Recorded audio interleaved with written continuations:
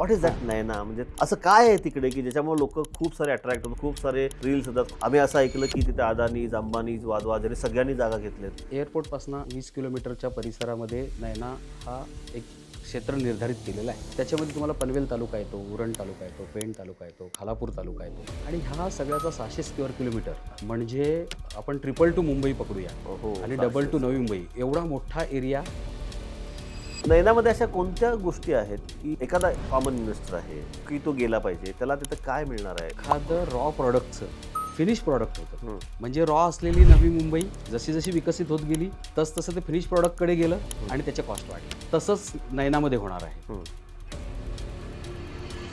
आता एवढं सगळं तुम्हाला माहिती आहे आणि काही लोकांनाच माहिती आहे, राईट? बरोबर. मग आता या काही लोकांनाच माहिती आहे, सामान्य माणसाला माहिती नाही, हे याचा गैरफायदा घेतात का?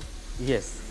ॲडव्हर्टाइजमेंट्स येतात. काय ॲडव्हर्टाइजमेंट येतात की तुम्हाला 4 लाखामध्ये बंगलो प्लॉट मिळेल किंवा 4 लाखात 1 गुंठा जागा घ्या, त्याच्यावर तुम्ही 3 गुंठे जागा घेतली 1 गुंठा फ्री मिळेल. अरे बाप, जमिनीवरती जमीन फ्री. फ्री. अरे बाप, मुंबई 3 मध्ये किंवा नैनामध्ये अशा प्रकारच्या खूप ॲडव्हर्टाइजमेंट्स मिळतील. मग आहे का असं खरं? एक सामान्य माणूस ज्याला खरोखर इच्छा आहे, आज त्याला जर एकट्याला जायचं म्हटलं ना, पॉसिबलच नाही. तर मग अशा व्यक्तीने काय करायचं? जास्त लँड घेण्याची आपली कॅपॅसिटी नाहीये, परंतु आपल्याला संधी आहे त्याचा फायदा घ्यायचा आहे. तर आपण काय केलं पाहिजे की एक